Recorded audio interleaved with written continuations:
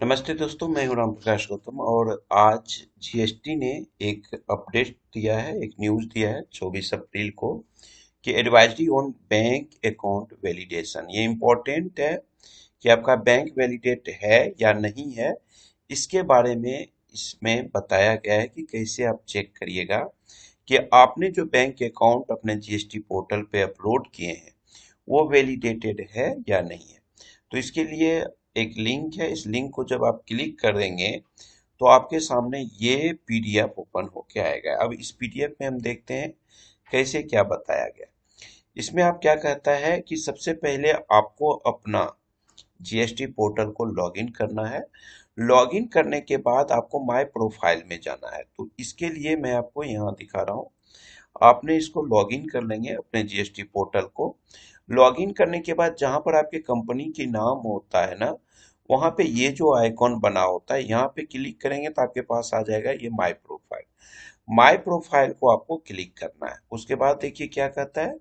जब आप my profile को क्लिक कर लेते हैं तो माय प्रोफाइल को क्लिक करने के बाद फिर आपको करना है बैंक अकाउंट स्टेटस। तो अब यहाँ पे आप माय प्रोफाइल को एक बार क्लिक कर लेंगे यहाँ पे, तो आपके पास ये विंडो ओपन होके आ जाता है। यहाँ पे आप सबसे नीचे देखिए क्विक लिंक में जा करके बैंक अकाउंट स्टेटस लिखा हुआ है। बैंक अकाउंट स्टेटस पे जाके आपको क्लिक करना है। उससे पहले देखते हैं क्या है यहाँ पे। कहता है tax payers will also receive the bank account status detail on registered email and mobile number immediately after the validation is performed for his declared bank account। जब आपका बैंक अकाउंट जो आपने जीएसटी नंबर पे दिया है, GSTN number लेते समय GSTN पे रजिस्टर्ड किया है, वो जब वैलिडेट हो जाता है तो आपके मोबाइल पे और आपके ईमेल आईडी पे, जो रजिस्टर्ड ईमेल आईडी और मोबाइल नंबर है आपका जीएसटी के साथ, उस पे भी स्टेटस आता है। अब यहाँ आगे कहता है कि जब आप बैंक अकाउंट का स्टेटस देखोगे, यहाँ पे बैंक अकाउंट स्टेटस जब आप क्लिक करोगे तो आपके सामने ये विंडो ओपन होके आ जाता है।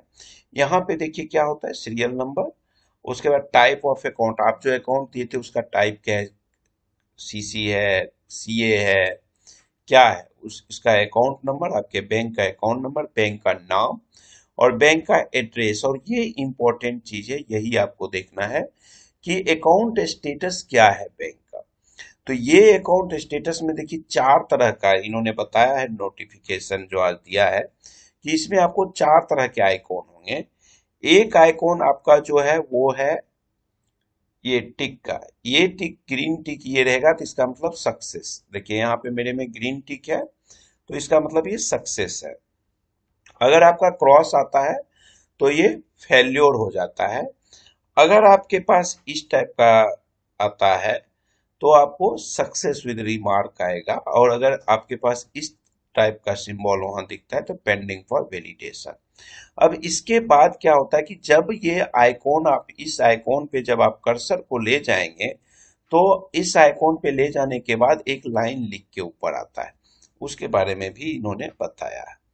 अब जब ये लाइन लिख के आता है तो वहां पे देखिए क्या लिखा है, the bank account validation is successful as the PAN registered under GSTIN and the PAN maintained in the bank account are the same. आपने जो पेन जीएसटी नंबर में दिखाया है और जो पेन आपका बैंक अकाउंट में मेंशन है वो दोनों सेम है, बराबर है, एक ही है, तो आपका स्टेटस ये ग्रीन टिक में आएगा कि ठीक है। यहीं पे कर्सर लेने के बाद अगर और कुछ एसएमएस आते हैं, ये ब्लैक रिबन पे ये मेल आती है, मतलब मैसेज होती है, तो इसके बारे में बताते हैं। अब देखिए आगे इन्होंने कहा कि अगर आपका फेल्योर दिखाता है, ये वाला मार्क आपको दिखता है, तो उसमें आपको क्या करेंगे, क्या रीजन हो सकता है, क्यों फेल होता है।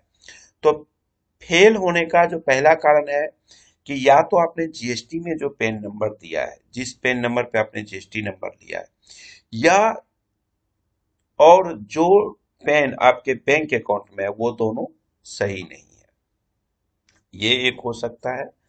या आपका जो पेन है वो इनवैलिड है, ये दोनों हो सकता है।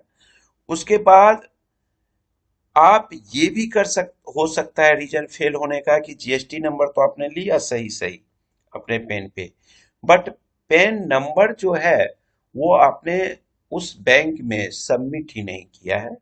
या ये भी हो सकता है आपके साथ कि जो आईएफएससी कोड बैंक का होता है वो शायद सही नहीं आपने भरा होगा। तो ये कुछ कारण इन्होंने दिया जिस कारण से आपका फेल्योर हो सकता है।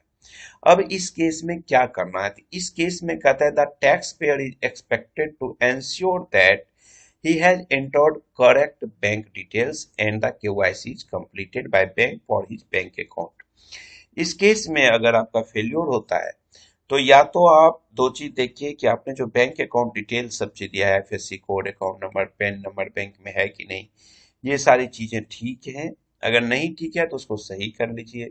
या फिर ये हो सकता है कि आपका बैंक अकाउंट में केवाईसी पेंडिंग है। केवाईसी का मतलब होता है नो योर कस्टमर, तो आप वहां पे केवाईसी अपडेट करवाइए, ये ठीक हो जाएगा। लेकिन कई बार क्या होता है कि यहाँ पे सक्सेस तो लिख के आ रहा है, ध्यान से समझिए, लेकिन ये जो ब्लैक रिबन है यहाँ पे लिख के आता है कि the account cannot be validated since the bank is not integrated with NPCI for online bank account validation। अगर बैंक इंटीग्रेटेड एनपीसीआई से नहीं है तो उस केस में भी आपका नहीं आएगा। तो इस केस में आपको क्या करना है, अल्टरनेट बैंक, कोई दूसरा बैंक आप दे दीजिए उस पे, जिससे कि आपका रिवैलिडेट कर दिया जाएगा। अब दूसरी बात क्या है, अगर आपको ये शो करता है पेंडिंग फॉर वैलिडेशन, तो इस केस में आपको वेट करना है, और वेट करने के बाद 1 दिन 2 दिन 4 दिन 10 दिन, जब तक ये नहीं दिखाता है, अगर पेंडिंग उसमें लिखाएगा पेंडिंग वैलिडेशन है तो सक्सेस, अनसक्सेस, फेल्योर, मतलब सक्सेस या फेल्योर या जो भी क्वेरी जाएगा वो लिखा जाएगा। तो आपको पहले वेट करना होगा उसी रिबन पे। The tax pair at any time can add delete the bank account details and new account details will be validated. Tax payer जो है वो कभी भी अपना बैंक अकाउंट यहाँ पे वैलिडेट कर सकते हैं। बैंक अकाउंट स्टेटस जो आप रजिस्ट्रेशन के समय वो आप एडिट करके अमेंड करके आप इसमें अपना पूरा डिटेल दे सकते हैं, बदल सकते हैं जब मर्जी हो।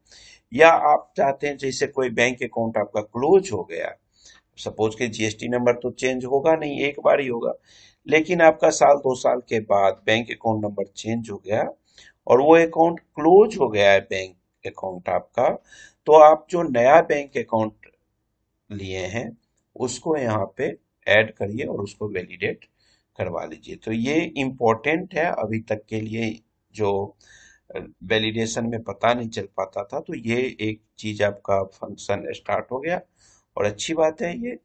तो इस वीडियो को मैं उम्मीद करता हूँ बहुत अच्छा लगा होगा आपको, आप लोगों को नॉलेज मिली होगी। साथ साथ इस वीडियो को स्टूडेंट्स के साथ शेयर करिए। प्रोफेशनल को तो करीब करीब पता हो ही जाता है, वो किसी से पूछ कर भी जान लेते हैं, लेकिन एम जो स्टूडेंट्स होते हैं उनको जानकारी जरूर होनी चाहिए। तो चलिए इस वीडियो को मैं खत्म करते हैं। Thank you, bye bye.